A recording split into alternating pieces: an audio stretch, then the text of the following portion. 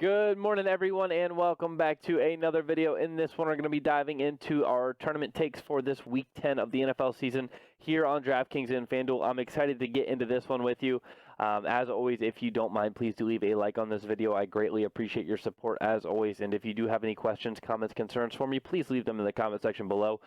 Whether it's DraftKings, FanDuel, Yahoo, any DFS site, or season-long fantasy questions, I'm happy to give y'all advice when I can. Now, let's jump right into this one. I hate to do this because I feel like it limits the video, but I am going to be talking about another game stack for this main slate as one of my favorite tournament plays of the week.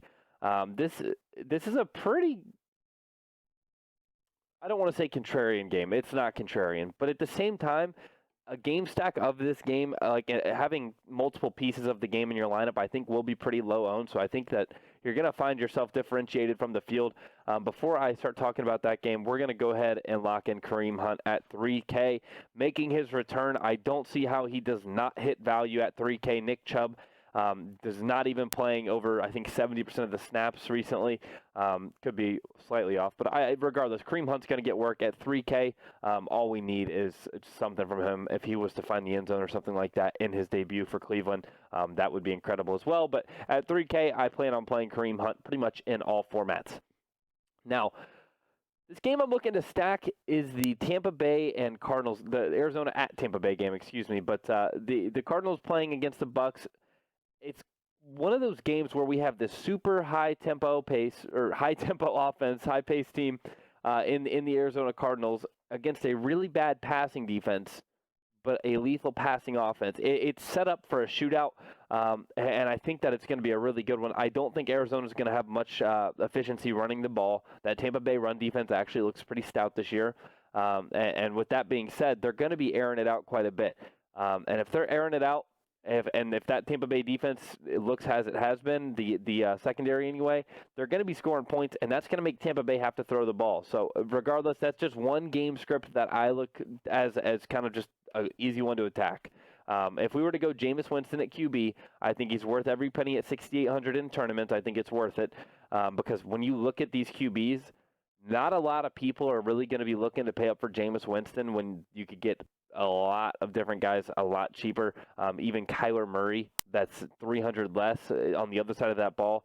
Very interesting there. But what I want to do, though, with Jameis is I want to stack Mike Evans and Godwin. I'm sure you probably saw that coming.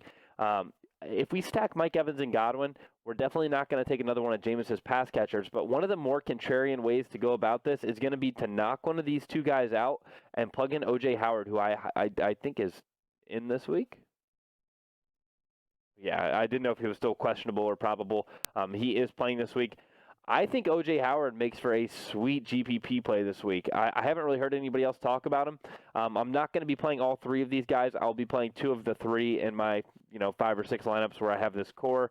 I'm not going to have this core 100 times. I'll probably just run it like 10 times in a lineup. But if we were to get off Mike Evans, who's probably going to be seeing Patrick Peterson a majority of the game, let's go run it back on the other side of the ball with Christian Kirk. Christian Kirk did not have a massive week since he came back from his injury. I think they played twice. Yeah, and he did have a decent one against New Orleans. He saw that similar target volume he had been. He didn't really do anything at all in that showdown game against San Fran, but with his volume and his consistency in this offense, 5+ targets every single week at 5,200, it makes too much sense playing against this weak Tampa Bay secondary to lock him in kind of as your run-it-back player. So I'm happy to plug him in and run it back with Christian Kirk. If you prefer Larry Fitzgerald, I don't hate it. I just don't see a lot of upside for Larry Fitz these days.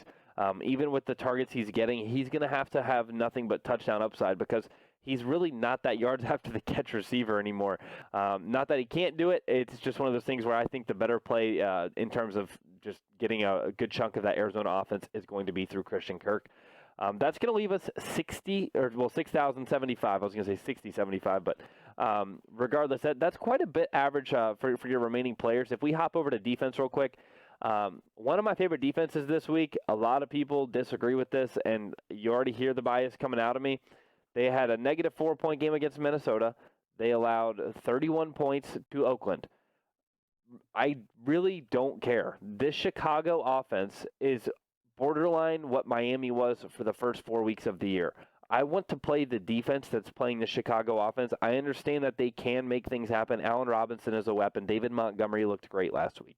I even talked about David Montgomery in last week's video. I'm not saying that they can't. I just don't see at 2,900 how the Lions defense does not pay off against Mitch Trubisky, who looks atrocious. I talk about him every week, and I play him every single week because I think Trubisky's a good value at 5K or 4.9K, whatever he was.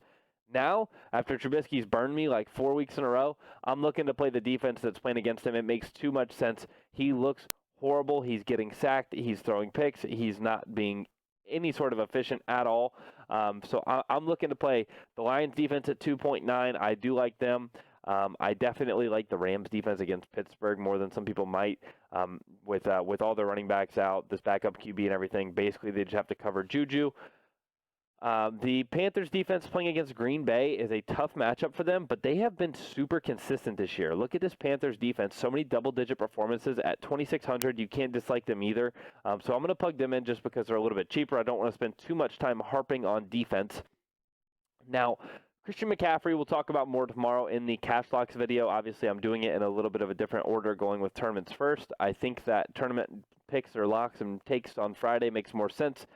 We get more injury news out to us on Saturday. That way I can give you more accurate cash plays, which are the more important ones. So at running back, though, obviously Christian McCaffrey has an insane matchup, and he's worth every single penny at 10.5K. But in tournaments, I think I'm going to stray away from Christian McCaffrey just because of, number one, how popular he's going to be. Number two, at 10.5K, we need a 40-plus point game out of Christian McCaffrey. We really need 40 points. I mean, at least 35, but 30 points at 10.5K is not going to do it. 10.5K that's like 21% of your salary cap. 21% of your salary cap, if you're getting 30 points out of that, multiply it by 5, that's only like 150 points roughly, and that's just not going to do it. That's not even going to cash you in most 50-50s. So I'm looking to fade CMC, hope he doesn't smash 40 points against this weak Green Bay run defense. But just granted, again, just to be clear, this is for tournaments. Definitely not going to be fading him in cash. But if we do come down a little bit at running back, two guys I think are too cheap are going to be Derrick Henry and Le'Veon Bell side by side, but there is a 500-point gap. Derrick Henry for Tennessee playing at home against the Kansas City Chiefs. It's a really interesting spot for Derrick Henry because he's playing a horrendous run defense in the Chiefs. But if they start trailing and they're down 14 points with 6 minutes left in the first quarter, how much work will Derrick Henry get? And that's where it gets kind of scary. He's broken a couple long receiving touchdowns, and I think he only has one this year. It was like a 75-yarder, but including last season, he has quite a few. So he might be involved a little bit in dump-offs. But against that Kansas City run defense, I'm really thinking that they're going to try really hard to feed Derrick Henry, feed him, and keep the ball out of Patrick Mahomes' hands, who I expect to return, by the way. So if we were to plug in Derrick Henry at 6,400, that's going to leave us 7,650 for our last two spots. And we already have our little mini game stack from the Arizona-Tampa Bay side of things. This is where we can get some exposure to somebody like Cooper Kupp, who should thrive with even more usage with Brandon Cooks off the field.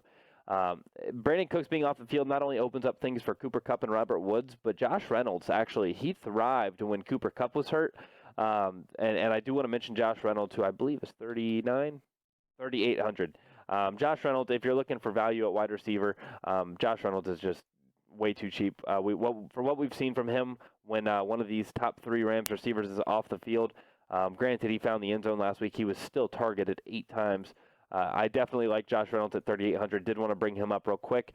But with Cooks out, though, Cooper Kupp, the volume's insane. The usage is insane. The yards after the catch is insane. His red zone, everything about Cooper Kupp this year is nuts. It lights out, and he's only 7,300. He's had a couple hit-or-miss games, but most of his games have been smashed. He's just a beast. Cooper Kupp is a beast. I'm okay with obviously paying for him at 7,300. That's going to leave us 8K for our flex. We could get up to Tyreek Hill here. We could go Julio Jones. We could change something too. We could even get off Derrick Henry. We could go with, let's say, Alvin Kamara, who's making his return. Drew Brees is healthy. That's going to leave us 6,200 for our flex. And this is a pretty sweet spot where we could steal somebody like Odell Beckham at 6,100. I think that's a really cheap price for somebody who's always going to have that slate-breaking potential. John Brown, who's caught for over 50 yards every single game this season. David Johnson, 5,700. Again, I already said that Tampa Bay run defense is stout. I get it, but that's DJ. Like, that's a lot of people's, like, first-round pick in season-long leagues. It's pretty scary to see him falling that low, especially with Kenny and Drake joining him in the backfield. But I'm going to leave y'all with that. And then over here on FanDuel, I don't really have much else for you. All of those plays really correlate with FanDuel. There was one guy in like a 6.9K range or something that I wanted to talk about. Maybe not. Yeah, there he is, Le'Veon Bell. Le'Veon Bell, way too cheap over here on FanDuel. I thought he was here. I passed him. I got scared. Le'Veon Bell, 6,900 over here on FanDuel. That's too cheap for him. We got to keep an eye on him, obviously. Make sure that he's playing. If for any reason he misses, that opens up a lot of value. Other than that, though, there's not a lot of super cheap plays I'm looking at over here. I think Josh Reynolds is actually priced more appropriately over here. Yeah, at 5,200, much more appropriately, I think, for Josh Reynolds. So he's not necessarily like an uber lock over here. And then there also Ronald Jones. I'm glad I just saw his name pop up. I did want to mention Ronald Jones real quick. Obviously not going to work with that lineup I just built with you over there on Draftkings. But Ronald Jones playing against this Arizona team, he's set up for a pretty big week. He's looked as if he's going to be the guaranteed starter now. I think the coach said, he earned the right to be our starter and everything.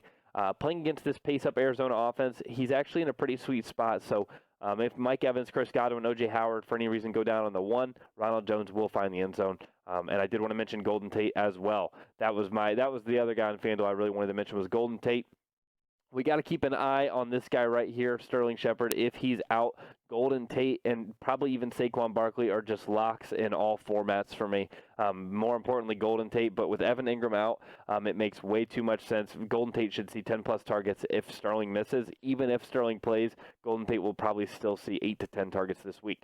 But that's all I got for you guys. I hope you enjoyed this video. I will be back at you tomorrow morning with my cash game locks. So I cannot wait to get into that one with you. It's going to be a really great week 10 for us over here at dfs-squid.com. Make sure you click the link in the description. It is free. You don't have to pay a dime for the free content we post once a week for free. If you do have any interest in a paid membership, feel free to, if you know me, text me. If you don't, DM me on Twitter, comment below. Feel free to reach out any way you want. I'm happy to go over any sort of questions that you may have. But again, the link will be in the description below. Good luck to everybody. I hope everybody did okay last night on Thursday Night Football. And we're going to be doing NBA tonight, tomorrow, and then we're right back into Sunday. So see you guys then.